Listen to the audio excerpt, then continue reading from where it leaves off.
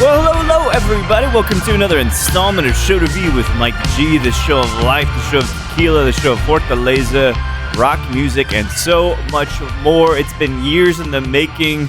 I've known Khrys Maxwell for quite some time, but we were never in the same place at the same time, going virtual. It's all shut down, quarantine, and finally, we're making it happen. You're going to get the entire story of Khrys Maxwell.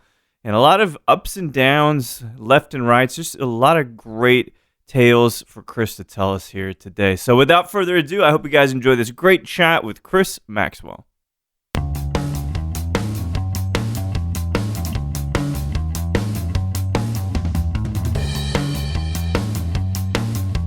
Oh, yeah. So, I did the band thing for a really, really long time. I was teaching, doing the band thing. And back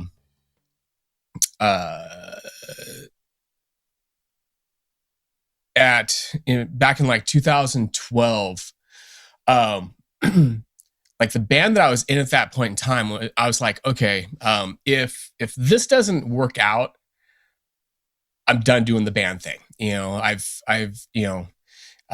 hustle into, throw on, $10 worth of strings onto a couple of guitars the day before a gig, load up your car, drive 50 miles to go play 40 minutes worth of original material in front of 10 people, and then, get paid with a pitcher of beer to split between the entire band. Yeah.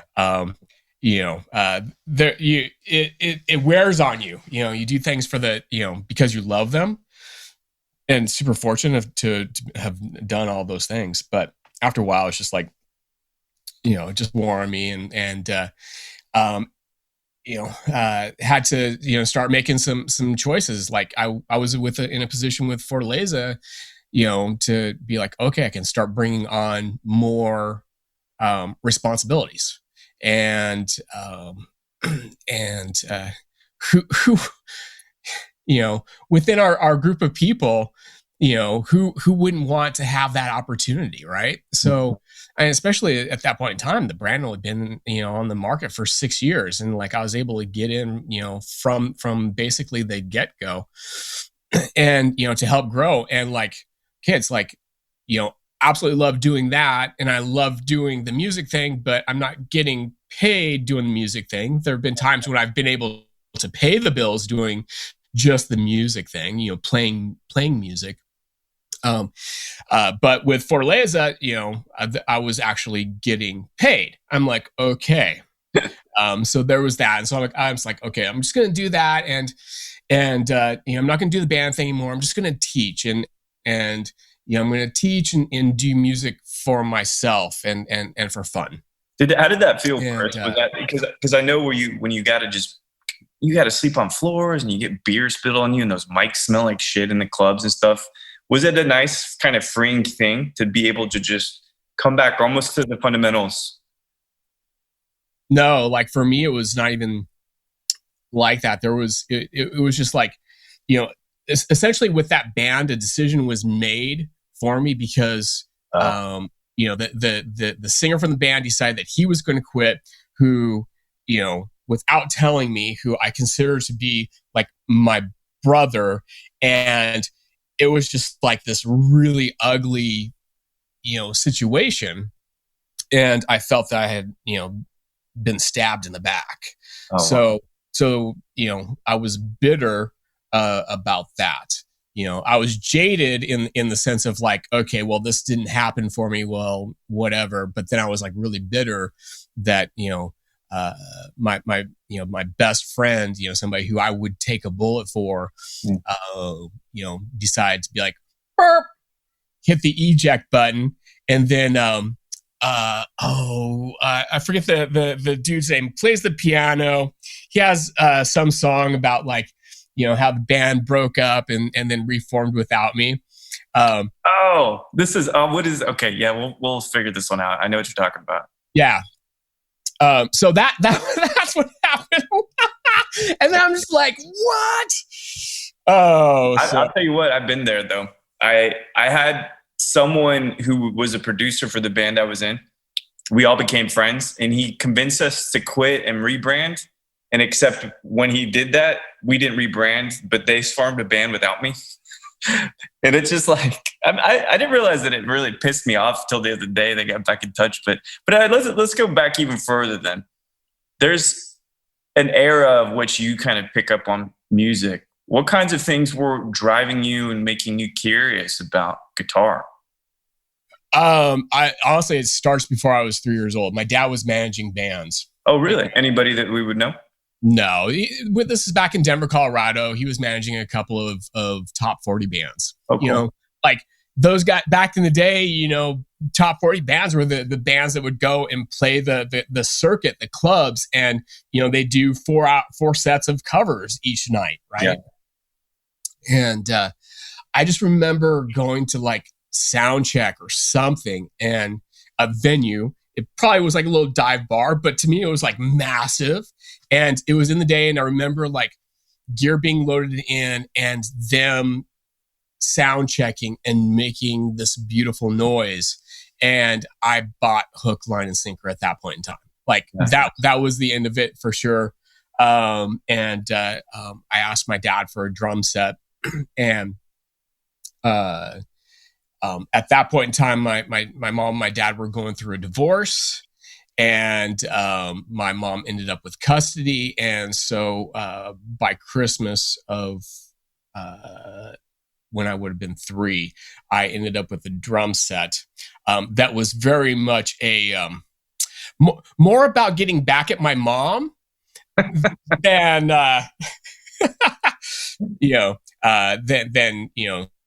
satisfying a need for me, although both at the same time. But I would put the band that my dad was managing had a record out, and I'd put the album in front of the drum set, and I'd pretend like I'm in the band, and then the next year I saw Kiss on the Mike Douglas show, and dude, Gene Simmons, like, I hate the dude now. Gene Simmons is the same person as Donald Trump, and not a fan. Yeah.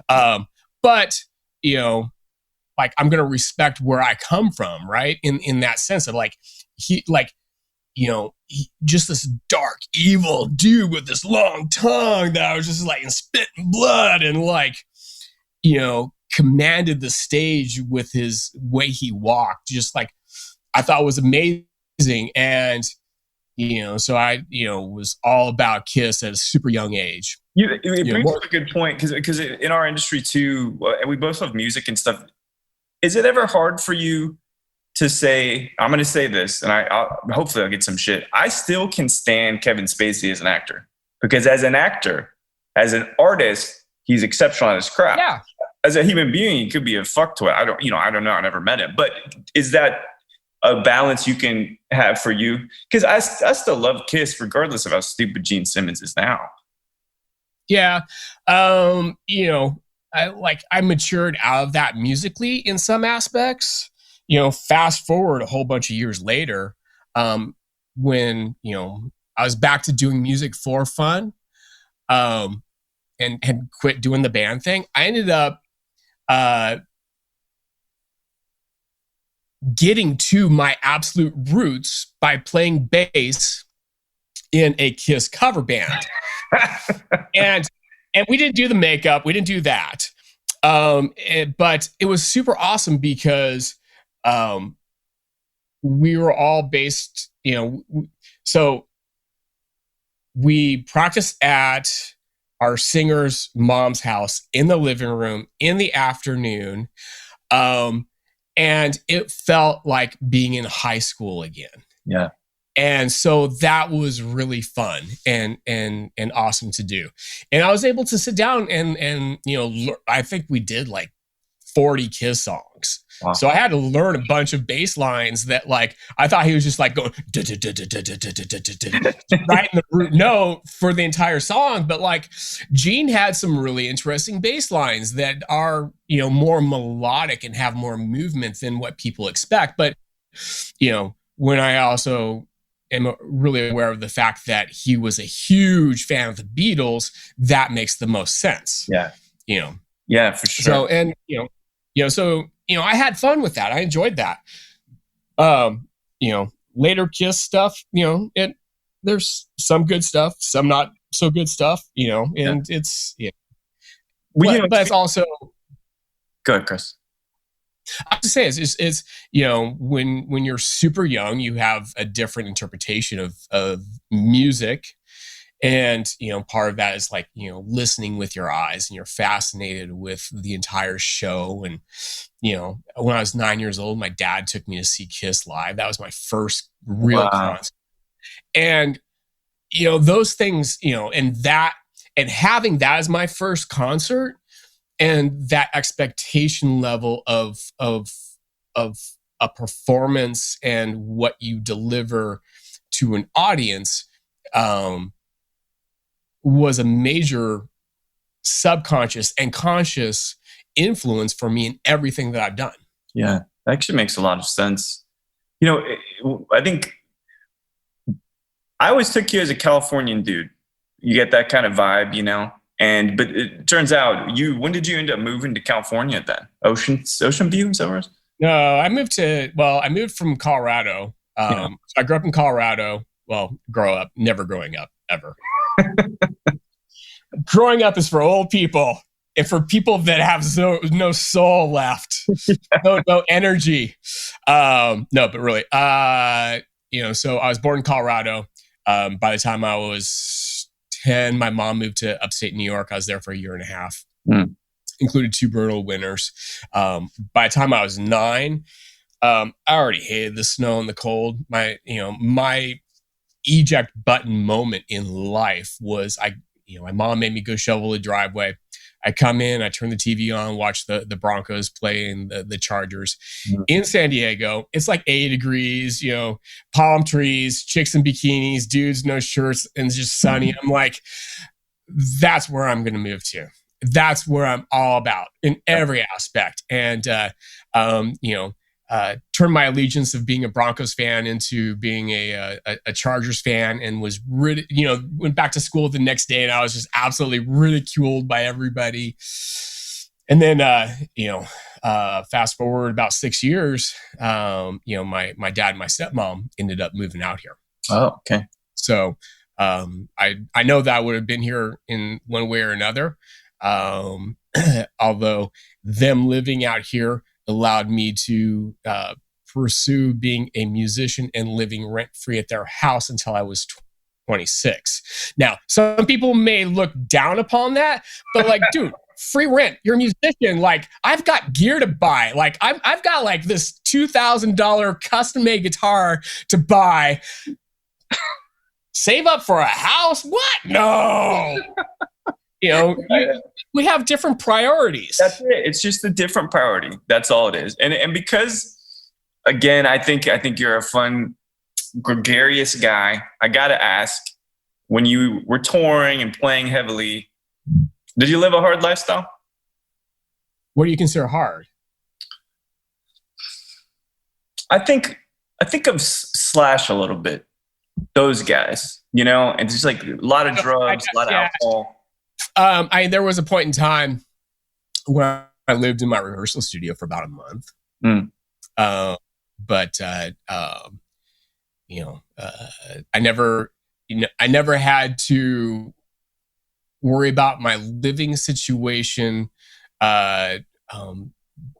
based upon a female friend. Yeah. I made really wise choices, choices that at the end of the day, like, my family would be okay with.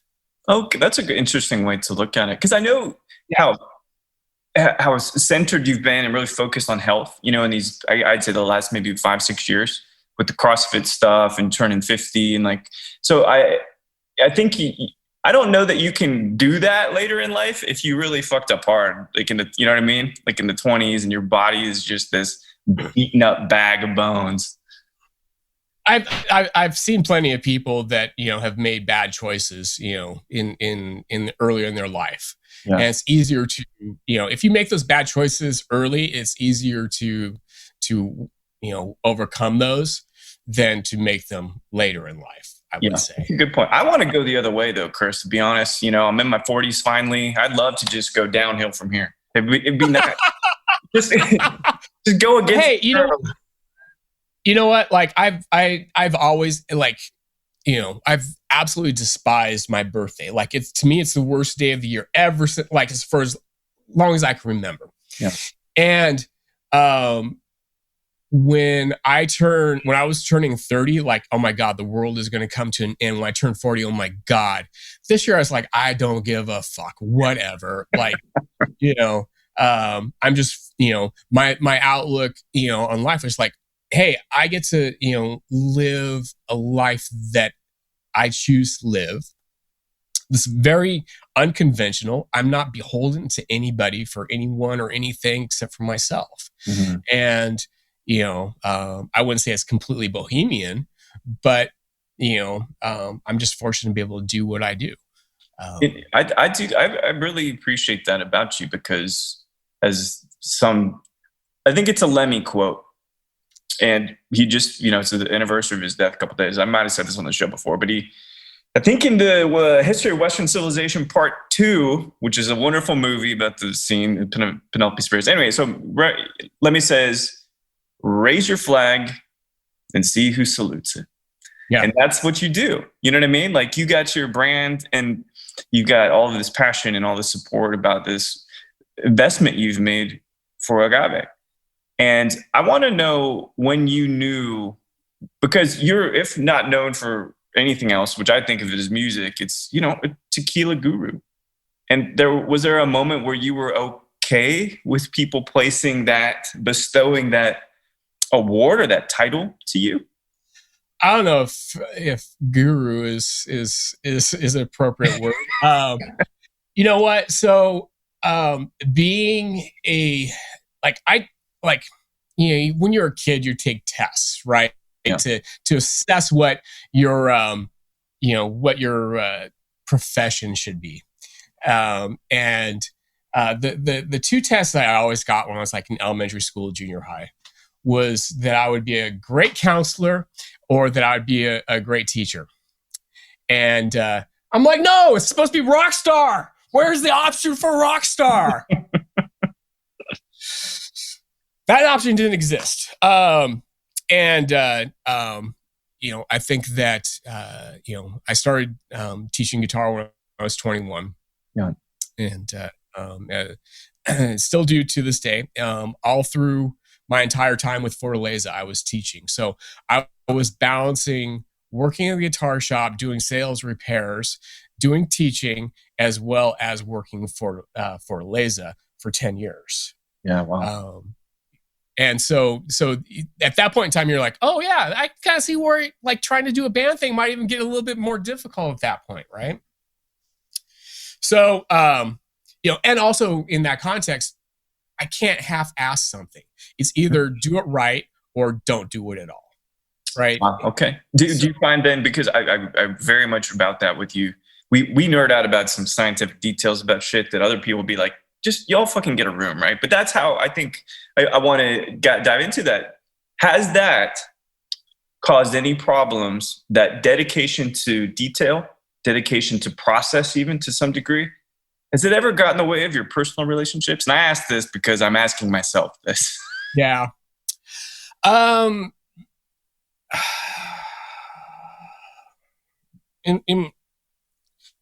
Yes. And specifically with my singer, my brother, who I had mentioned earlier. Mm-hmm. His name's Rich, and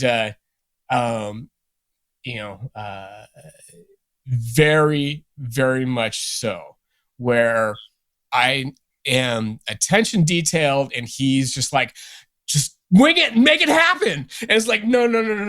There's certain things that have to happen. You can't just will it, right? Like, it shall be. Right. And, a number of years later, we mended fences. We've been working on a few things here and there. And it's kind of fun to kind of, it's not kind of, it's fun to work with him again. And we both are really aware of our own personal, things. So, yeah. So I would say that's an example. My attention to detail, I think really annoyed Guillermo too. Yeah. Which is funny because to me, he seems maybe a little loose, but also like super dedicated to process. Yeah. For him, my attention to detail is more than the average person. Yeah. But I think that's, what made Fortaleza, so great, was the fact that it is different. There was, attention to details, and some of those details kind of, got glossed over time. Yeah. You're growing a brand, like, he's like, I'm trying to grow a brand here, Maxwell. I'm like, dude, I understand. I understand that. And we'd have these conversations and, back in the day, and, he'd be concerned about not having product to place on a shelf because if that shelf space becomes available, somebody else is going to take it and that will never come back to Fortaleza. I'm like, dude, no, you got to understand that Fortaleza is the Pappy Van Winkle of tequila.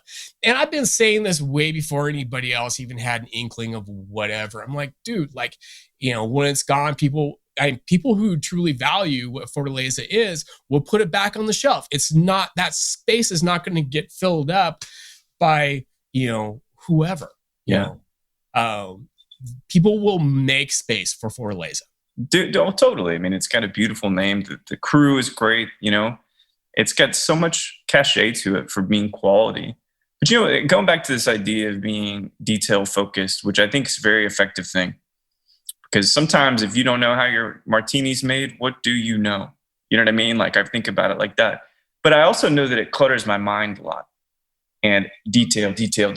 What do you do to counter that? If you do okay. Work out? So what I used to do was, to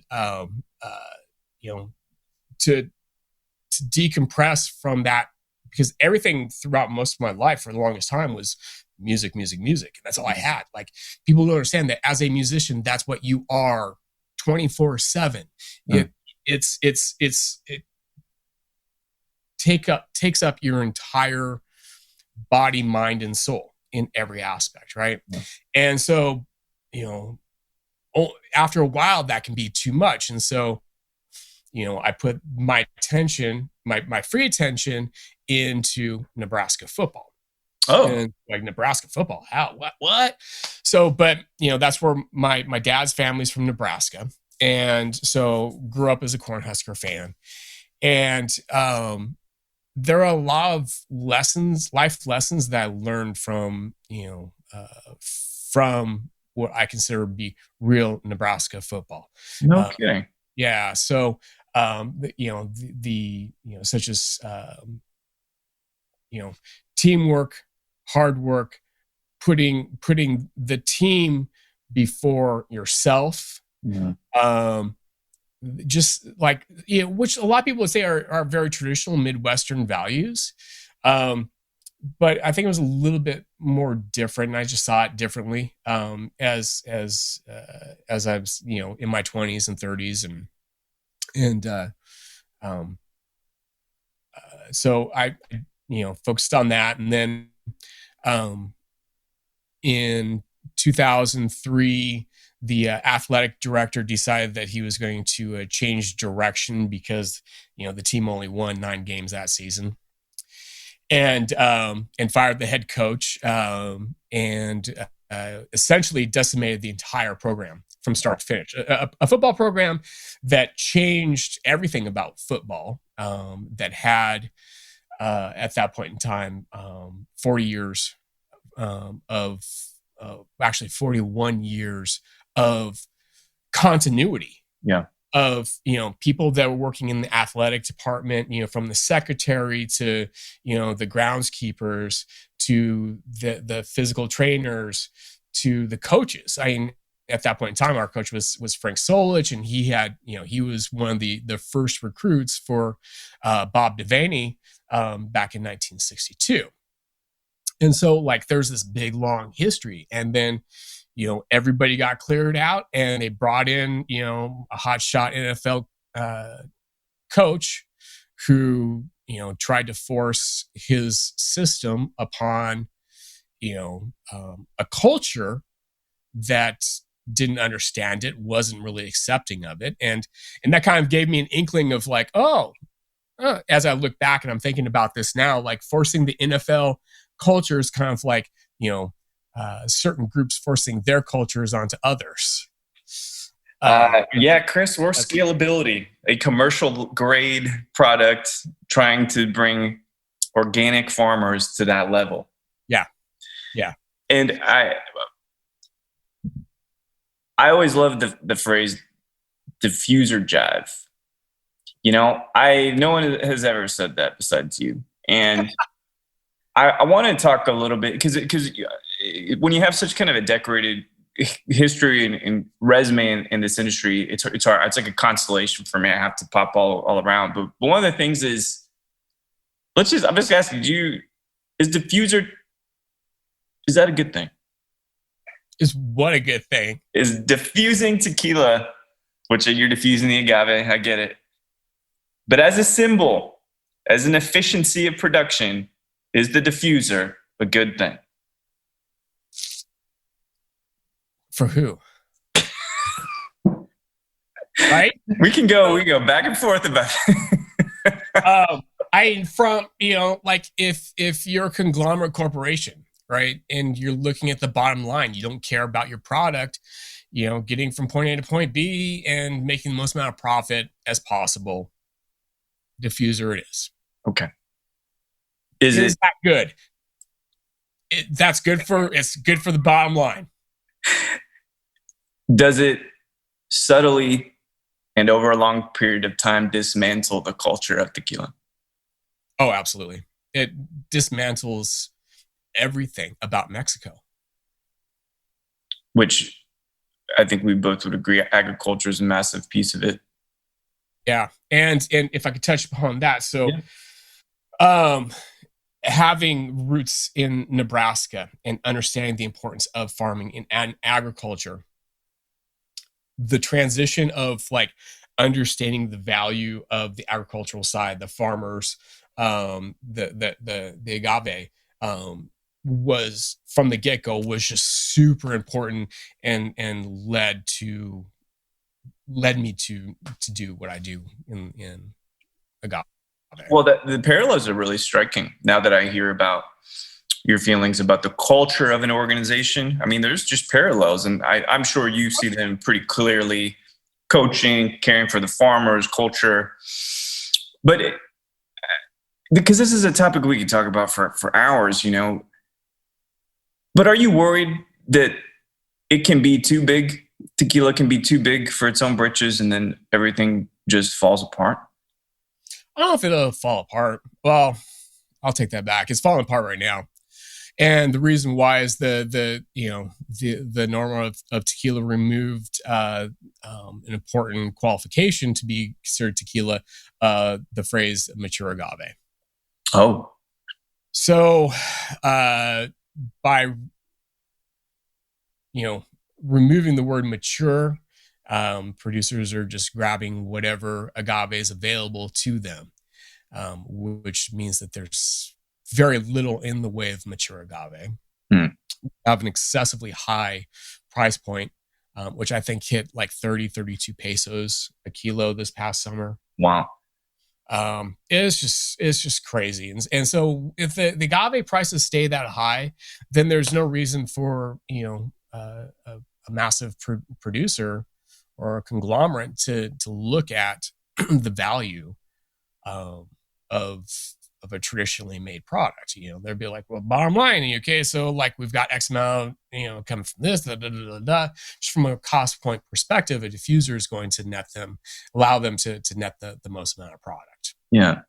And at the end of the day, with a diffuser, the quality of your agave does not matter whatsoever in any way, shape, or form. I've tasted diffuser jive from Zignum, and there might be a slight bit of difference because it's espadine, but it is identifiable as diffuser jive. Yeah. It does not taste vastly different in any way, shape, or form than a distillate that is made over at Salza. Yeah. This passion, right? So you talk about being a musician. And I told my mom this the other day. She didn't know this about me. Every single night, I have songs playing through my head. Every minute, even when I'm sleeping, and I know what they are, and I sing them, and it becomes part of you. And I wouldn't say cause, because that's a loaded word, but when did the moment feel right to know that you wanted to be a part of the tequila community, both educationally, both morally? Because I talked about like bestowing a title on you. That's different. I'm talking a purpose, because you get a purpose. Oh yeah, absolutely. Shit. Getting back into like, having this education background as a musician, I enjoyed I enjoyed sharing what I learn with others. That's great. Not protecting the information. Right. No, there's nothing to protect. There's certain information that I know about certain things that will always, remain with me because it's, that those are private things. Right. Yeah. As far as like education in general, right. Has been important. And I think that, getting into my story of tequila, as the culture of Nebraska changed, like I started kind of like losing, interest in that, because it wasn't what I grew up seeing. Like Nebraska football was very physical, and it was unique. It was different than everybody else on the field. Then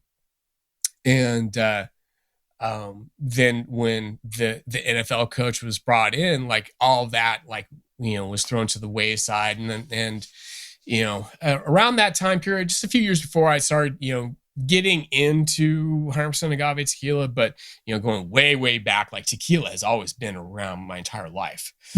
And so I'm started like, diverting that focus from Nebraska football into agave, and I ended up in, I wanted to learn more and not just be like, oh, what's this with the tequila? But bro, ended up on a forum. Ended up on an internet forum called the Blue Agave Forum, and is actually titled the Monthsvamous Forum, and found a bunch of like, obsessive compulsive people like myself, and really there's a ton of information that's on there, and learned a lot.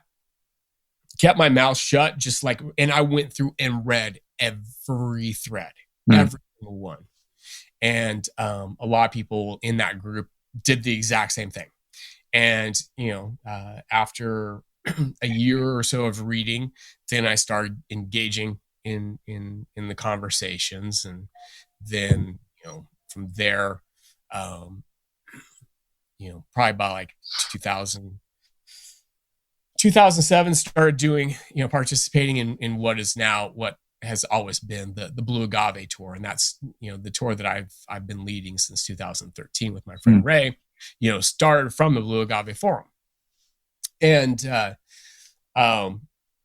during that time period, I was playing in a different band with my friend Rich, and he's kind of integral to my story as well, because he and his wife are kind of wine snobs, and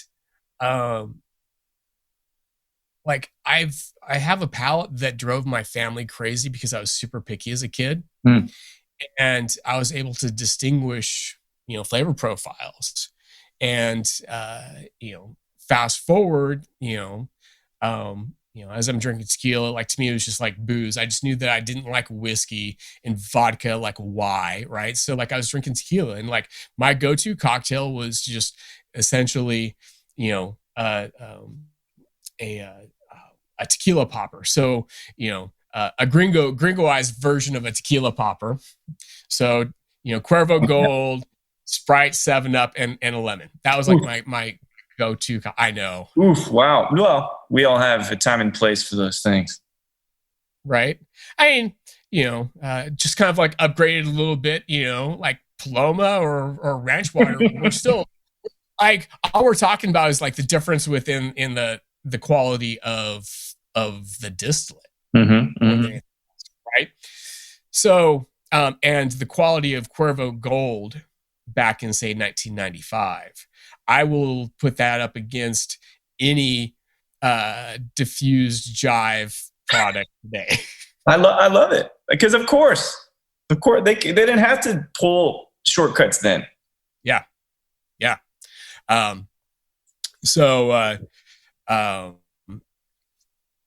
I started like the first time I was given a 100% agave tequila. Friend was managing a bar down in San Diego. He's like, "Hey man, I know you like tequila. I want you to try this." Pours me a shot. It's clear. I'm like, "Okay, cool." I throw it back. He's like, "No, you have to taste that. That's $50 a bottle." I'm like, "Oh damn, $50. That's a lot of money." Broke ass musician, like $50, like no.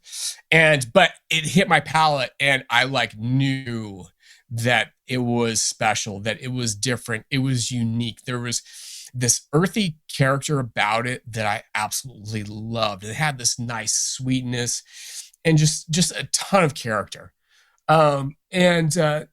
Then he was just like, "Yeah, blah blah blah. You want to look for?" I remember 100% agave. That's what you're looking for.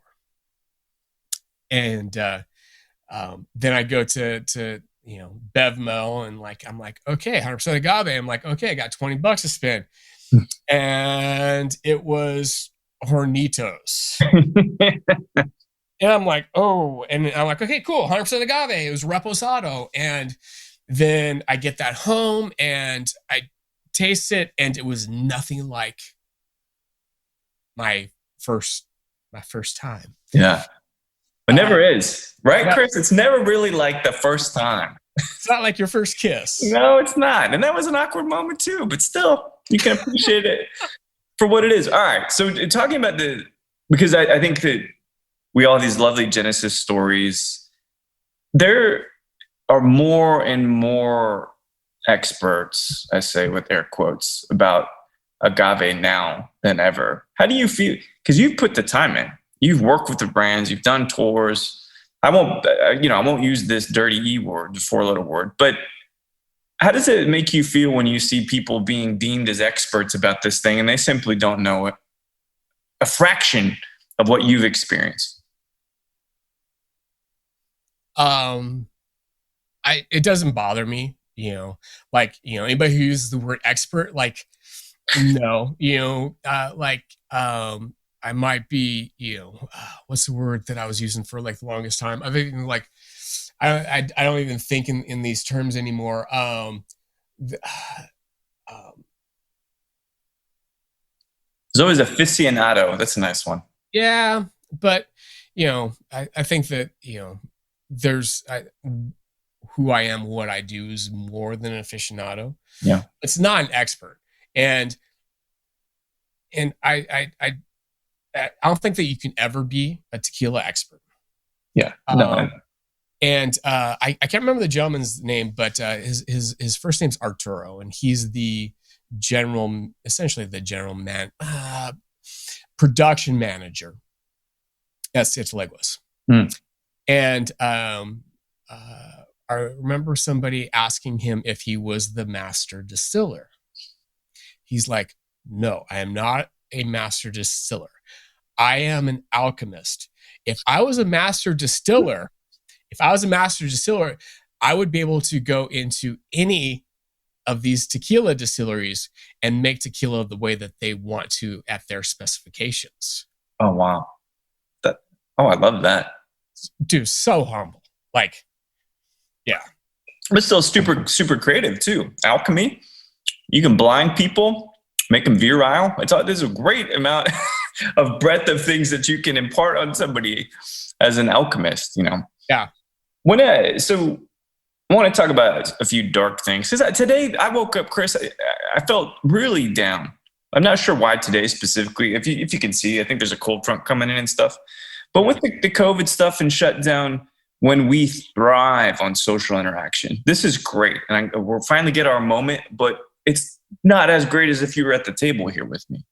You know what I mean? We've been talking about doing this for a long time. And I planned on being out your direction at some point, over the last 8 years or whatever. Yeah.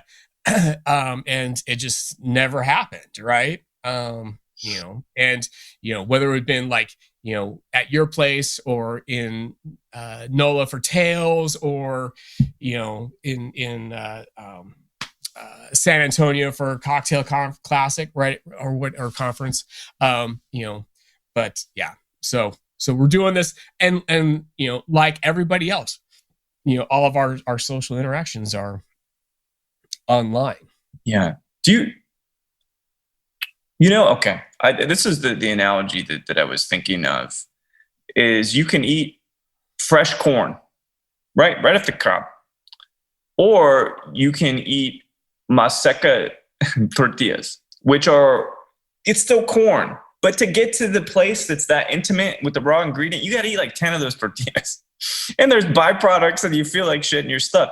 And that's what this is like. It takes 10 of these to equal one cocktail at a bar with somebody. Oh, yeah. You know what I mean? And so how is that affecting you? Because obviously you're on stage, that's social. Playing music in front of people, social. Brand ambassadorship is social. So believe it or not, I am an introvert. You mentioned that. Yeah. I don't believe that actually, Khrys. The first 10 or 12 weeks of this was just awesome. I'd been on the go my entire life, just whether it's from one gig to the next or, one town to the next with Fortaleza. I knew that when I left Fortaleza that things were going to slow down and I was going to be able to breathe and take care of myself musically and just get back to that aspect. And then when we got thrown into, the shutdown, I'm like, oh, this is the greatest thing ever. I didn't have to see anybody or be near anybody. It was just super awesome. And but then week 12 hits and I was just like, oh, damn, I'm going stir crazy now. Where everybody was after 2 days of not having social interaction, it took me about 12 weeks. Yeah.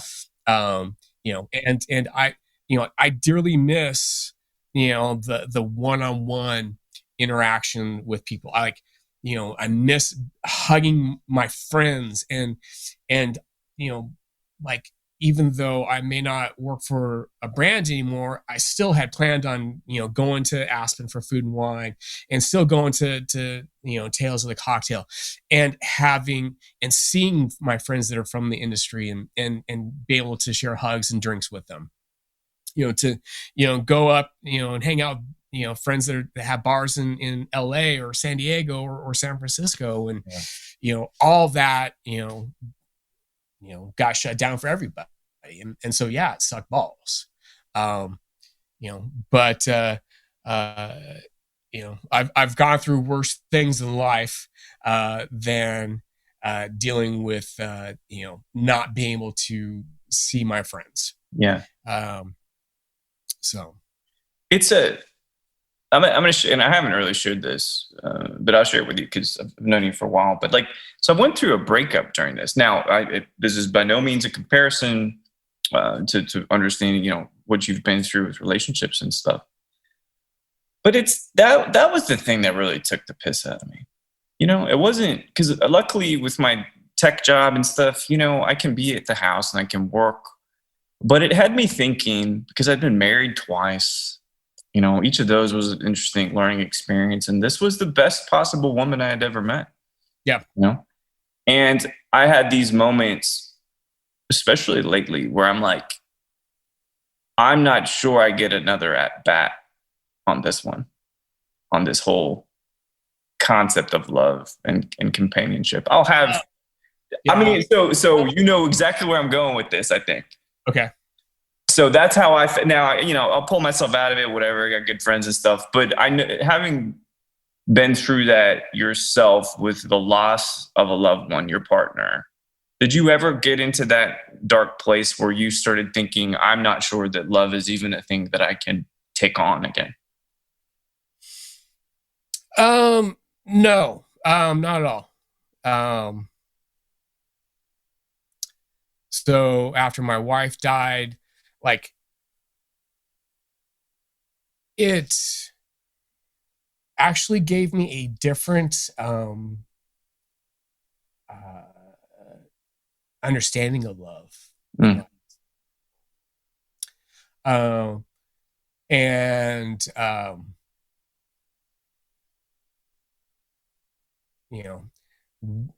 I know at some point in time I will find the right person to share my life with. Yeah. And it's unfortunately it's a little bit more difficult for somebody like myself who is widowed. So most women are like widowed. They feel like they're competing against a dead person. Wow. When that's not even the case in any way, shape, or form. Yes, I will always love, honor, and cherish Elizabeth. I am who I am because of her in every context. And her family is my family and always will be until the day I die. But there's always room in somebody's heart and soul for another person to experience the love that person has to share. Yeah. Right. At some point in time, I'll find the right person. So far that's eluded me, but being a widow, being slightly introverted. So it's and for the longest time I'm out on the road. So when I'm as an introvert, when I'm out on the road talking to people, when I get done, I just want to come home and just no, be depressed and be like, I don't want to talk to anybody. Right. So, and going to a bar or whatever is kind of cheesy. And plus also I live an unconventional lifestyle, whereas a musician, or even, working for a brand, we have different lives than most. And I live in what I consider to be my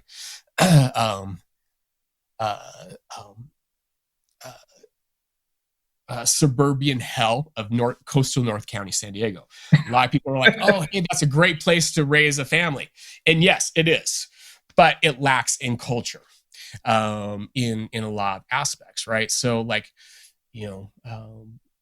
up here, it's very much a little bit more focused on, and definitely not everybody in any way, shape, or form, but a lot of people in North County are more focused on I want to have this kind of lifestyle, and I want to have whatever. It's more materialistic. Yeah. When I am not, right. So one of the things that echoes from you, and I'm not a negative person by any means. I'm not even pessimistic anymore. I've grown out of that. But you have a lightness about you that affects others positively. But it's a dedication I feel from you, that you're dedicated to positivity and optimism. And maybe that doesn't always feel like that, but does that come from someplace? Does it come from your family? Does it come from meditating or any of those things? Oh, I have no idea. I don't know if I would even see that in myself. I am at the end of the day, like I'm still like this, kind of like goth rock kid. I lean towards dark, heavier things. Music, entertainment. I like,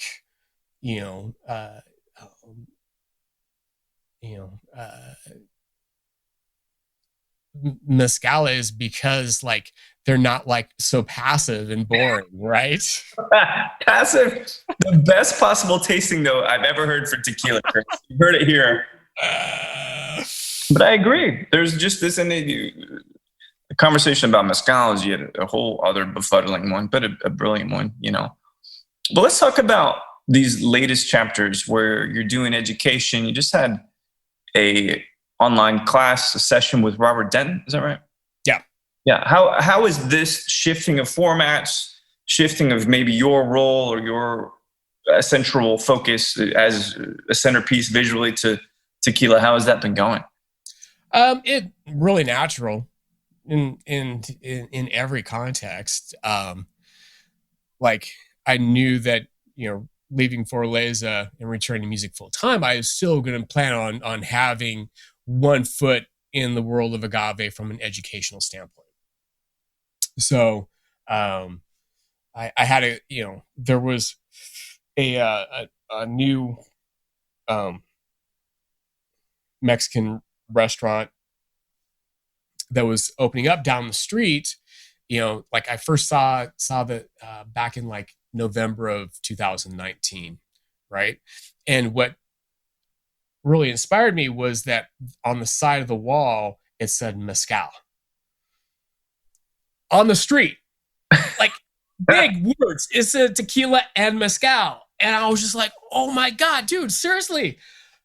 Like I was blown away because being in suburban hell, mezcal is still kind of like this, foreign type of product. And I was like, okay, this is good. This place can be rad. And like, I wanted to approach them to do an educational thing with, consumers and industry, where I don't work for them. I just want to be able to come in and do it, and I'd actually be getting paid by brands to promote the products that are actually on their shelves, and to so working as a brand rep, but only for one specific location, right? Yeah. So unfortunately, because I have that ability, because like I can where there are brands that don't have somebody that can give that product, or they don't have the proper funds to get people and to touch people, but I have that ability. There's a really good chance that I've been to the town where your product has been produced. Mm-hmm. I can tell your story, right? I can share the product and why it's different from everything else that's on the shelves. And I figured be able to put in 1 day a week. It's right down the street. I mean, it's a perfect gig, honestly. But I what people don't always see is there's two groups of folks that are in the industry. So many disproportionate amounts. Actors and musicians are in the brand ambassador atmosphere, ecosystem, if you will. So it's got to be good, to be on stage again, because it is a stage. Oh yeah, I know. So like, when I'm doing my online events for the Museum of Distilled Spirits, it's like okay, it's showtime. Yep. you just get up and do it. And like, yeah. And so I don't see it much different than, doing that gig in front of 10 people. You do it because you love it. The nice thing is that I don't have to really go anywhere, and I could just like be wearing my underwear. Right? Yeah. I mean, the good thing is right now, Khrys, I can only see you basically pecs up. So you can do anything you want, and I won't judge you because I am wearing shorts. Okay. But I should be wearing my skinny jeans. I'm off brand right now. So I got a couple more questions for you. And one,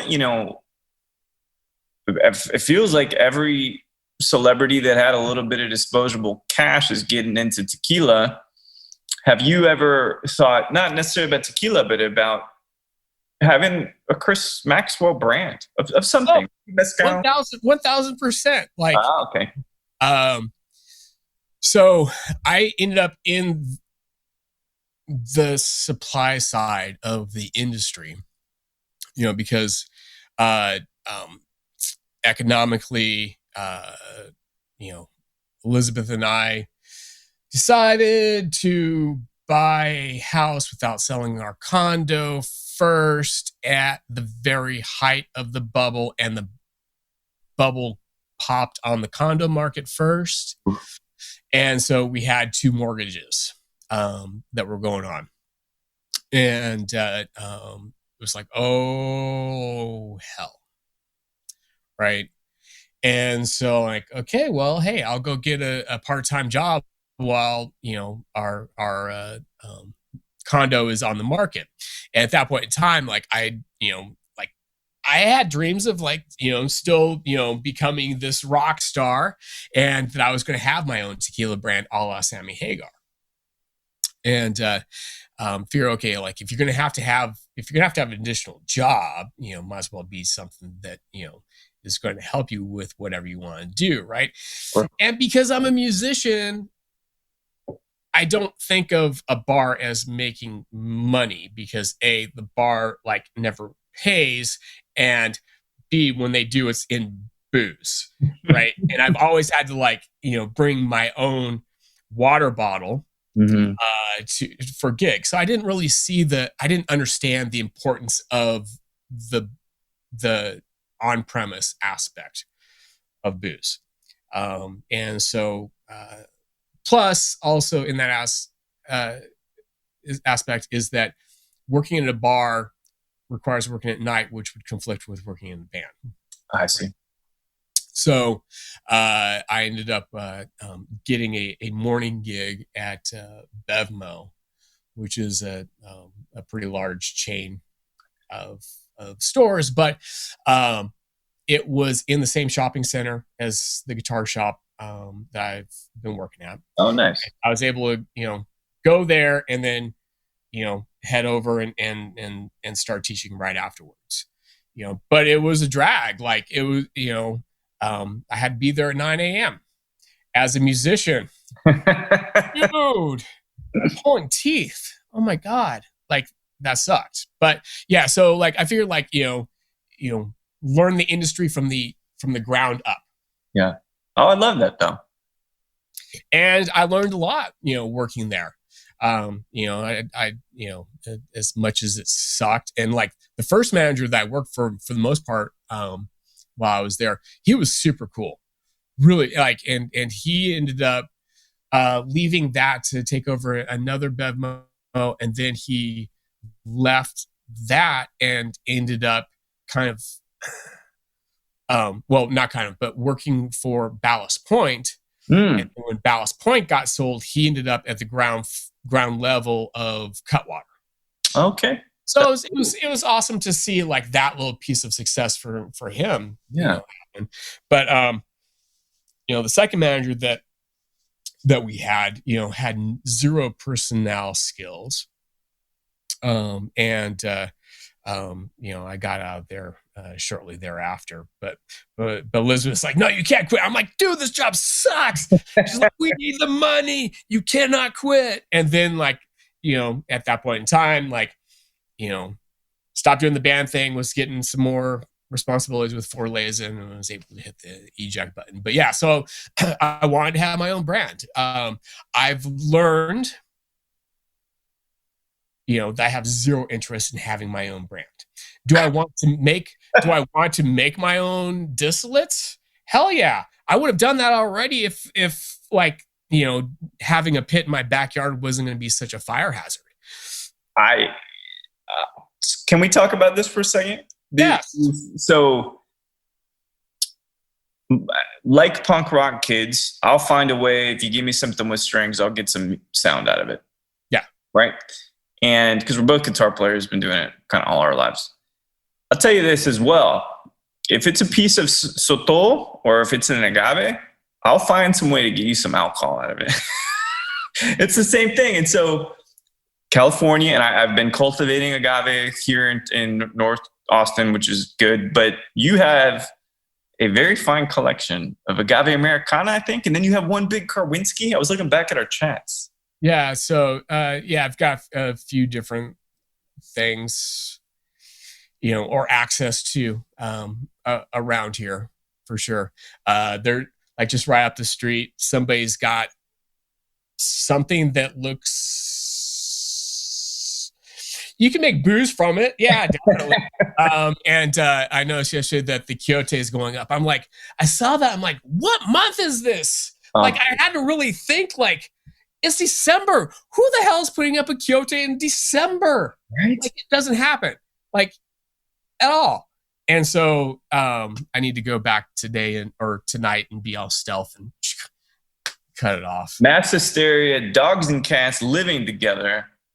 That is what we're seeing. Well, so maybe we scheme a little bit, Khrys. Maybe I come down there in some kind of pickup truck, and I go and I pick up some piñas. We trim those bad boys, and I trek them back to Texas. Because there's nothing safer than being in a vehicle with yourself or one other person going across the country. I'd love to. And if you get those piñas, I actually will make it. I will make it happen. Yeah. I love this. Well, there's maybe a bright future for American agave distillates. However, many of the things I've tasted indicate there is not a very bright future for. No, you know what? So Ventura distillers. Okay, they've got their Paloma, which is actually cultivated agave, Tequila Weber Azul. That's cool. Santa Barbara. Oh, cool. So it's kind of pricey. It's like $60 for a 375. But it tasted like Arete. Actually, it tasted like Orendine. However, they also have an Americana that's coming out. Nice. That was like,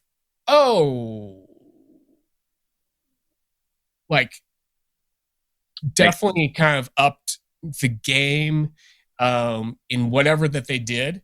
But I really enjoyed the flavor profile of that. Yeah, that's what I'm driving at, for the future of spirits and stuff. And that's why I'm cooking Soto in my goddamn kitchen right now. But so I got one other question for you, Khrys. And we'll make it music centric. But, I asked this of all of my guests. Let's say you're sipping, because I saw you got a couple great bottles back there. When you're talking, I can see him, but when I'm talking, I can't see. But there's like a caballito, I think, Spectre. Yep. Caballito Suero. So let's say you're drinking this beautiful destilado anywhere in the world, doesn't matter, but you can have a conversation and drink with any musician, living or deceased. Who might you like to have that drink with?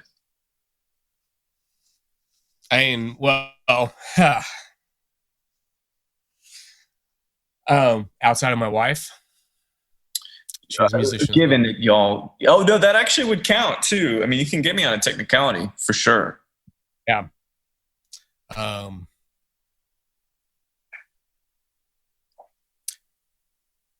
I would love to have that conversation.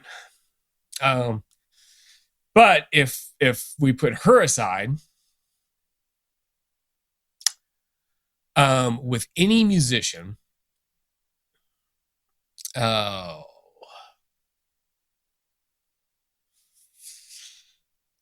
I don't think I could nail it down to like one. Like, you know, I would love to, you know, chat with Paul McCartney and John Lennon and Jimi Hendrix and Jimmy Page and like, you know, that'd be a pretty great round table. Yeah. You know,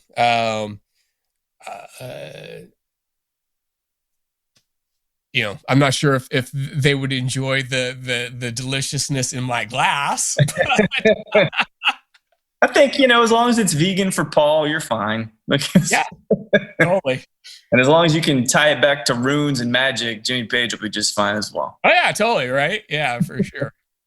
So 5 years, 6 years in the making, Khrys, we finally made this thing happen under the most strange of circumstances in the history of human existence and for us. But it's been just a pleasure, man. And I'm so glad we finally get to do this thing. And the time in which we can do this in person cannot come soon enough.